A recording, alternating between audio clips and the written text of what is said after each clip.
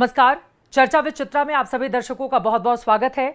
इस वक्त मेरी मौजूदगी है श्रीनगर में राजभवन में, जहां पर बतौर उपराज्यपाल अपने 5 सालों का कार्यकाल पूरा करने जा रहे हैं मनोज सिन्हा जी। इस वक्त हमारे साथ खुद मौजूद हैं। किस तरह की उपलब्धियां रही, कितनी बड़ी चुनौतियां, हाल ही में हुए आतंकवादी हमले से क्या सीख लिया इन्होंने और आगे आने वाले वक्त में अब दोबारा इस तरह की स्थिति पैदा नहीं हो उसके लिए क्या किए जा रहे हैं इंतजाम, तमाम मुद्दों पर हम बातचीत करेंगे। आपका बहुत बहुत स्वागत है एबीपी न्यूज। बहुत धन्यवाद। कैसे हैं सर आप?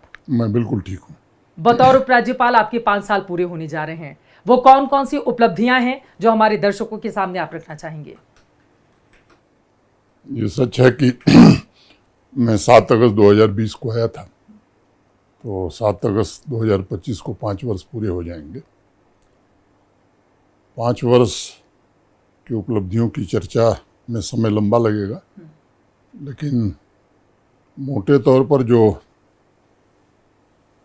मूल सिद्धांत उसका रहा है, peace, prosperity, progress and people first, ये एक नीति थी जिसको लेकर के आगे बढ़ने की कोशिश मैंने की है।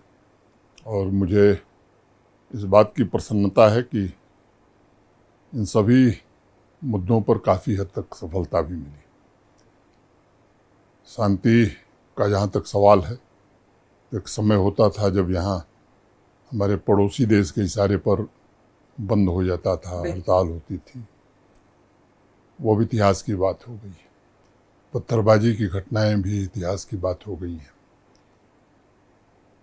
30-32 वर्षों बाद मुहर्रम के शांतिपूर्ण 3 जुलूस यहाँ निकले, सिनेमा हॉल खुल गए, स्कूल, कॉलेज, बिजनेस, ये सब सामान्य ढंग से देश के बाकी हिस्सों में जिस तरह चलते हैं वैसे ही कश्मीर में और पूरे जम्मू कश्मीर में चलने लगे। नाइट लाइफ का आनंद भी यहाँ के लोग लेने लगे। तो मैं समझता हूँ कि इन सब चीज़ों के कारण आम आदमी का विश्वास बढ़ा।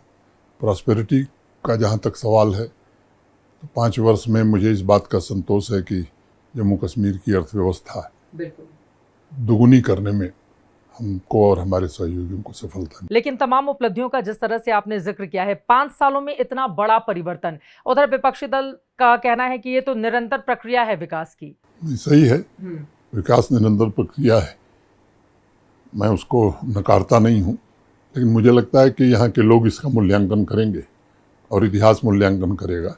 लोग तुलना करेंगे कि 5 सालों में क्या हुआ, उसके पहले के सालों में क्या हुआ। मैं खुद कहूँ ये अच्छी बात नहीं। ये बिल्कुल सही बात है कि कश्मीरियत और जमहूरियत जिसकी बात अक्सर अखबारों में या किताबों के पन्नों में छिपी रहती थी, उसको मनोज सिन्हा जी ने यहाँ धरातल पर उतारने का काम किया है। आप जाएंगे लाल चौक का पूरा इलाका देखें, आपने वहां पर कई कार्यक्रम में पार्टिसिपेट किया है। तिरंगा यात्रा की अलग अलग तस्वीरें पूरे देश के लिए भावनात्मक तौर से एक अलग ही कहानी बयां करती थी। इसके अलावा हम ये भी जानते हैं कि आतंकवाद से पीड़ित जो परिवार रहे 20-20, 25-25 सालों से, जिनको कोई पूछने वाला नहीं रहा, उनको भी नौकरी देने का काम आपकी ओर से किया गया है। इस पर मैं चाहूंगी, बारामूला में जाकर आपने नियुक्ति पत्र बांटे, तो अब लोग पूछेंगे कि इतना समय क्यों लग गया? अब जब 5 साल पूरे होने को आ रहे हैं तब जाकर आप नियुक्ति पत्र बांटे। सच है। मैं देखिए, यहाँ सरकारी कानून है जी, जिनकी मृत्यु आतंकवादी हिंसा में उन्हें सरकारी नौकरी देना, और गृह मंत्रालय उन्हें आर्थिक सहायता भी देता। अभी पुंछ या बाकी जगहों पर जो सेलिंग हुई अभी ऑपरेशन सिंदूर के दौरान जी, उसमें जो लोग मृत हुए थे उनको भी देश के माननीय गृह मंत्री जी ने आकर के नियुक्ति पत्र दिया था। मैं इसे अपनी कमी मानता हूँ कि मुझे ये बात किसी ने ध्यान में नहीं लाई। आज से 7-8 महीना पहले मैं टेरर विक्टिम फैमिली से ही राजभवन में मिला था। उनसे बातचीत के दौरान जो बात निकल के आई वो ये आई कि एक किसी व्यक्ति की हत्या हुई, उसके 3 बच्चे थे, एक को सरकारी नौकरी मिल गई, उसकी शादी हो गई, वो अपने परिवार के साथ व्यस्त हो गया, 2 बच्चे परेशान हैं जी। मैं उस लाइन पर सोच रहा था कैसे इनके रिहेबिलिटेशन के लिए प्रयास कैसे किया जा सकता है। 29 जून को मैं पहलगांव जा रहा था अमरनाथ जी की यात्रा की व्यवस्था और सुरक्षा की समीक्षा के लिए। ये आप आज कार्यक्रम में थी, वहाँ कुछ नौजवान हैं यहाँ के जो इसके लिए काम कर रहे थे, save youth save future foundation के नौजवान। तो उन्होंने मुझसे आग्रह किया कि अनंतनाग में हम लोग साउथ कश्मीर के टेरर विक्टिम फैमिलीज़ को जुटाते हैं, आप जरा उनसे मिलते हुए जाइए। मैंने कहा ठीक है। मैं मिला, वहाँ एक बच्ची खड़ी हुई और उसने जब अपना दर्द बयां किया कि मेरे पिता एसपीओ थे, आतंकवादियों ने उन्हें भून दिया, मेरी माँ भीख मांग करके मेरा और मेरी छोटी बहन का पालन पोषण किया, 10 साल तक हमारे रिश्तेदार और हमारे समाज के लोग भी हमको नहीं पूछते थे, तब मेरे ध्यान में ये बात आई। उपराज्यपाल जी, हमने ये भी देखा है कि किस तरह से कश्मीर के कई हिस्सों में बुलडोजर की कार्रवाई भी की गई, कुछ घरों को गिरा दिया गया, ये कहते हुए कि उनके बच्चे जो थे वो आतंकवादियों को समर्थन देते थे और उनकी गतिविधियां बहुत संदिग्ध पाई गई। तो ये जो एक्शन आपकी ओर से लिया गया है, आपने कहा कि नहीं यहाँ से सपोर्ट नहीं मिल रहा है, लेकिन कई घर भी गिरे। मैं आपको बताता हूँ, मैंने कहा कि जनरल मासेस जी, मैंने ये नहीं कहा कि 100%, उसमें 2-4 लोग थे, NIA की जांच में भी आया है, वो आप लोगों ने पढ़ा होगा, अखबारों में भी खबर छपी है। कुछ लोग हैं जो उनका समर्थन करते हैं और उनकी संख्या बड़ी कम हो गई। ठीक है, मैं समझता हूं कि वो भी आने वाले दिनों में समाप्त हो जाएगी। लेकिन एक नीति भारत सरकार की गृहमंत्री जी के नेतृत्व में थी कि हम शांति खरीदना नहीं चाहते हैं, शांति स्थापित करना चाहते हैं, जिस नीति पर हम आगे बढ़े। बिल्कुल। और एक बात हम बार बार कहते हैं कि किसी गुनहगार को छोड़ो मत और बेगुनाह को छेड़ो मत और गुनहगार को छोड़ो मत। किसी बेगुनाह का घर गिरा हो, आप बता दीजिए, सारी जिम्मेदारी मैं लूँगा। वे लोग जो टेरर इंसिडेंट में एक्टिवली इन्वॉल्व थे, जिन्हें आप कह सकते हैं कि प्योर आतंकवादी थे, उन्हीं के खिलाफ कार्रवाई हुई है। किसी निर्दोष व्यक्ति के खिलाफ एक भी कार्रवाई नहीं हुई। 370 हटने के बाद लगातार मैं जम्मू कश्मीर के अलग अलग हिस्सों में जाकर रिपोर्टिंग करती हूँ। पहलगाम के बाद जो चीजें मैंने महसूस की यहाँ पर आकर, सुरक्षा व्यवस्था जो बीच में बहुत कम कर दी गई थी, हमारी सेना के लोग नहीं दिखाई देते थे आमतौर पर सड़कों पर, अब उनमें इजाफा हो गया है। तो इसको लेकर क्या कोई खास रणनीति आप लोगों ने अख्तियार की? मुझे लगता है कि वो इजाफा नहीं हुआ है। सुरक्षा की एक रणनीति बनती है, यूनिफाइड कमांड की मीटिंग या बाकी सिक्योरिटी रिव्यूज होते हैं, उसमें फैसले किए जाते हैं जिसके अनुसार काम होता है। अभी अमरनाथ जी की यात्रा चल रही है, बिल्कुल 3 टियर सिक्योरिटी का इंतजाम किया गया है। कुछ पर्यटक स्थलों को हमने बंद कर दिया था। एक फैसला उस दिन जब गृह मंत्री जी आए थे तो सिक्योरिटी रिव्यू में ही ये फैसला हुआ था कि अब कोई भी टूरिस्ट स्पॉट तभी खोलेंगे जब वहाँ पर्याप्त सुरक्षा होगी। बिल्कुल। उसमें से काफ़ी खोल दिए गए, जो बचे हैं फेज वाइज मैंने कहा था उन्हें भी खोल दिया जाएगा। लेकिन जहाँ भी पर्यटक स्थल खोले जा रहे हैं वहाँ नफरी फोर्स की लगाई जा रही है ताकि भविष्य में इस तरह की कोई घटना न हो, इसका पूरा ध्यान रखा जाए। पहलगाम में जहां पर आतंकवादियों ने हमले को अंजाम दिया था, वहां की स्थिति क्या है? वो यात्रा के कारण वो स्थल नहीं खुला है। पहलगाम के बाकी स्थल खोल दिए गए हैं, लेकिन वो स्थल नहीं खुला है क्योंकि अभी अमरनाथ जी की यात्रा चल रही है। अमरनाथ यात्रा के बाद उस जगह को भी खोल दिया जाएगा। उस स्थान के बारे में एक बात मुझे कहनी है जी। कई लोग ये सवाल उठाते हैं, वहाँ एक कमरा भी नहीं है सरकारी जहाँ फोर्स रह सके। जब बैसरन घाटी में, बैसरन घाटी, हाँ, सड़क भी नहीं है बहुत ऊपर हाँ, तक। वो आप गई हैं, आपने देखा है जी। मैं ये कहना चाहता हूँ कि आगे जब भी खोला जाएगा तो रिव्यू करके और पूरी सुरक्षा के साथ खोला जाएगा। अच्छा, बैसरन घाटी में अब रिव्यू करके और हाँ, सुरक्षा खोलेंगे। व्यवस्था देने के बाद फिर उसको खोला जाएगा। एकदम। अब लोग पलटकर सवाल पूछते हैं कि जब पता है कि वहां पर इतनी बड़ी तादाद में पर्यटक जाते थे तो फिर सुरक्षा के इंतजाम वहां पर क्यों नहीं किए गए? ये सवाल बड़ा लाजमी है। मैंने कहा कि 3 दिन पहले ही लोग जाना शुरू किए थे, उनको परमिशन भी नहीं थी ले जाने की। 3 दिन पहले जिस समय आतंकवादी हमला हुआ, 22 को घटना हुई, 17-18 तक वहाँ कीचड़ था। 19 को पहली बार पर्यटक वहाँ गए। किसी को मालूम नहीं था कि वहाँ, क्योंकि उनको परमिशन अभी जेके टूरिज्म डेवलपमेंट कॉर्पोरेशन ने उनको अधिकृत रूप से कोई परमिशन नहीं दिया था। नहीं तो अगर परमिशन नहीं था तो फिर कैसे लोग वहां पर पहुंचने लगे थे? अब उस विवरण में जाने की जरूरत नहीं है। लोगों को अच्छा लगा, लोग जा रहे थे, शांति थी।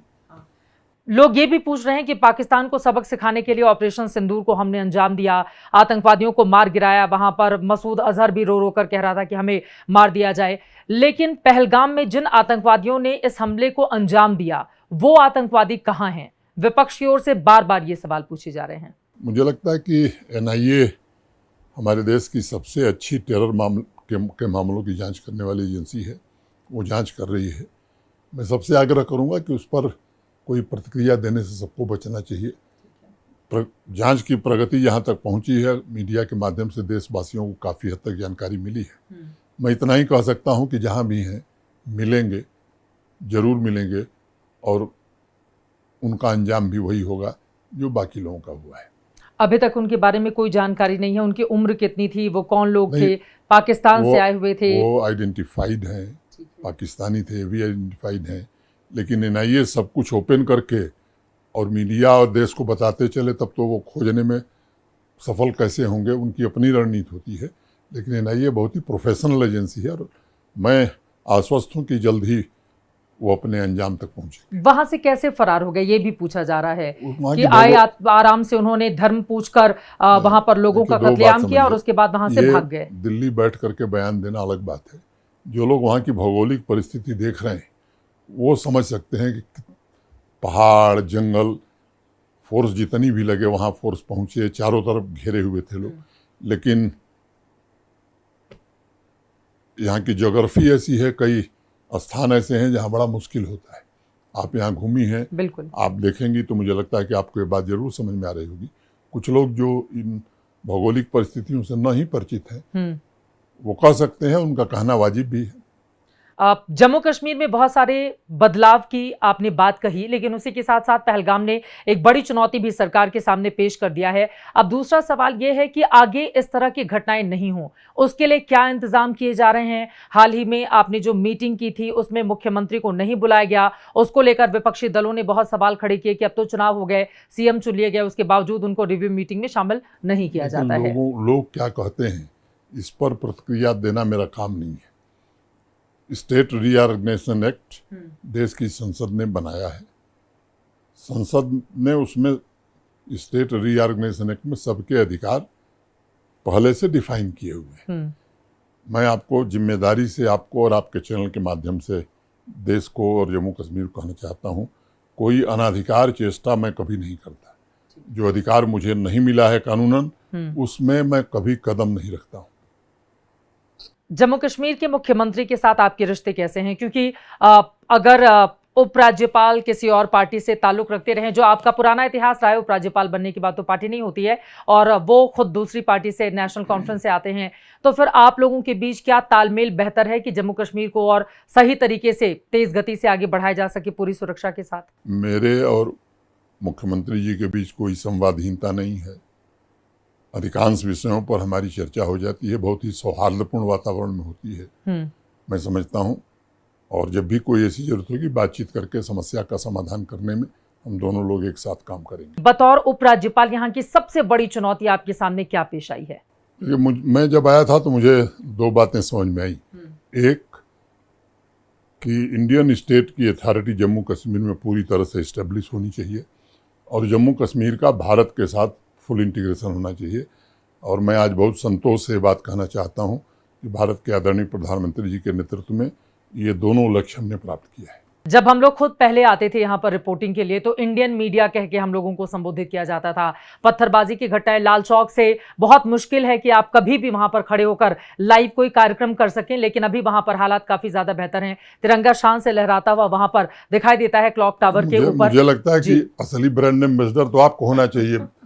मोदी जी की सरकार में 5 वर्ष में जो परिवर्तन हुआ, अब ये शब्द कोई जम्मू कश्मीर में प्रयोग करेगा ऐसा बड़ा मुश्किल है। जी, हम लोगों ने खुद जो देखा है, मैं उसका जिक्र कर रही हूँ क्योंकि जम्मू कश्मीर में जब बहुत भयानक बाढ़ आई हुई थी 2014 में, मैंने उस समय भी यहाँ पर आकर कवरेज की थी और मैंने हालात यहाँ के देखे थे। लेकिन अब एक बहुत बड़ा परिवर्तन यकीनन यहाँ पर हुआ है। लेकिन रोजगार, हालांकि एक बहुत अच्छी भी चीज है जब पाकिस्तान जिंदाबाद के नारे जिस हिस्से में लगते हों, युवाओं को बरगलाकर उनसे इस तरह के स्लोगन वहां पर करवाए जाते हों, लेकिन अब वही युवा रोजगार की बात करता है। वो कहता है कि रोजगार देने में अभी पूरी तरह से कामयाबी आप लोगों को नहीं मिली है। ये बड़ा परिवर्तन है कि युवा रोजगार की बात करे। अब युवा पत्थरबाजी की बात नहीं करता, हथियार की बात नहीं करता। मैं समझता हूँ ये बड़ा परिवर्तन है। और जब मुझे लगता है कि अपेक्षाएं बढ़ती हैं, आकांक्षाएं बढ़ती हैं, तभी ये सब संभव है। जब लोगों को लगता है कि नहीं काम हो रहा है, तब अपेक्षा बढ़ती है, आकांक्षा बढ़ती है। ये सच है कि सबको सरकारी नौकरी नहीं दी जा सकती है, लेकिन पिछले 5 वर्षों में 40-42 हज़ार से ज़्यादा सरकारी पद भरे गए। और एक बात का संतोष है कि योग्यता और पारदर्शिता के आधार पर भरे गए, किसी की सिफारिश पर नहीं भरे गए।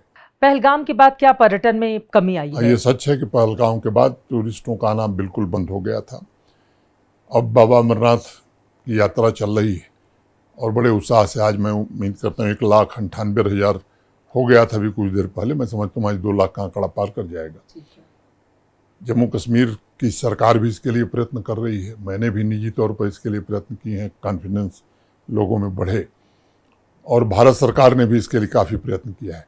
देश के काफ़ी सीनियर कैबिनेट मिनिस्टर्स यहाँ आए हैं, पार्लियामेंट्री कमेटीज आई हैं, जगह जगह जा रही हैं।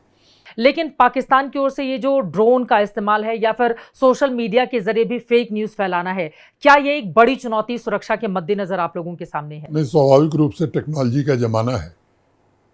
मुझे लगता है कि भारत ने भी टेक्नोलॉजी में महारत हासिल कर ली है, और ऑपरेशन सिंदूर के दौरान ये प्रमाणित भी हो गया है कि जो हमने चाहा, जो लक्ष्य तय किया हमारी सेना ने, उसे प्राप्त कर लिया। हमारे पड़ोसी को बौखलाहट के सिवा कुछ नहीं था, उस दावे चाहे जितने करे वो प्रमाण कोई नहीं दे सका, और हमारी सेनाओं ने जो दावा किया जी, वो हमारी सेनाओं ने नहीं, पूरी दुनिया ने उस प्रमाण को देखा। बिल्कुल। तो मैं समझता हूँ कि अब कहने की जरूरत नहीं। और हमारे जो सबसे बड़ी उपलब्धि मैं मानता हूँ ये है कि इंडिजिनस इक्विपमेंट भारत जिस तरह से डेवलप कर रहा है, रक्षा उपकरण जिस तरह से भारत बना रहा है, वो अब आने वाले दिनों में वो बहुत शुभ संकेत है। अब मैं आपसे जानना चाहती हूँ, बतौर उपराज्यपाल ऐसा कौन सा लक्ष्य है जो अब आप यहां से पाना चाहते हैं जम्मू कश्मीर के लिए? मुझे लगता है कि जो जिम्मेदारी या काम मिले उसको निष्ठा, ईमानदारी और पूरी क्षमता से करना चाहिए, इसी में संतोष होता है, और वही कोशिश मैं करता हूँ। कुछ पाने के लिए काम किया जाए, मैं समझता हूँ कि ये सोच कभी नहीं रही है और आगे भी नहीं रहेगी। अब कई बार इस तरह की भी खबरें निकल कर सामने आ रही है। मैं थोड़ा अब जम्मू कश्मीर से इतर आपको राजनीति के उस मैदान पर लेकर आना चाहूंगी जिस पर पुराने दौर में आपने बड़े चौके छक्के लगाए हैं गाजीपुर से। कहा जा रहा है कि इसके बाद जब आपका 5 साल का कार्यकाल समाप्त होगा, उसके बाद आप सक्रिय राजनीति में फिर से वापसी करने वाले हैं।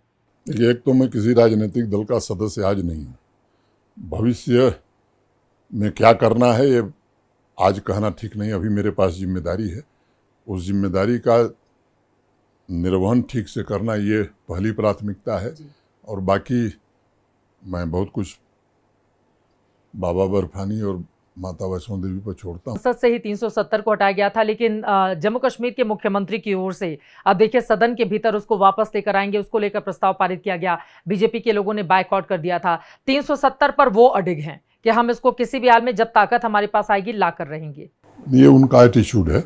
मैं समझता हूँ कि देश की संसद ने 370-35 को समाप्त किया, और हमारी सर्वोच्च अदालत ने उस पर वैधता की मुहर लगा दी। दोबारा से अब 370 की वापसी संभव नहीं है जैसा कि दावा करते हैं विपक्षी दल। मैं कोई किसी के दावे पर बात नहीं कर रहा हूँ। मैं समझता हूँ कि लैंड ऑफ द लॉ जो हाईएस्ट कोर्ट है उसने उस पर वैधता की मुहर लगा दी है।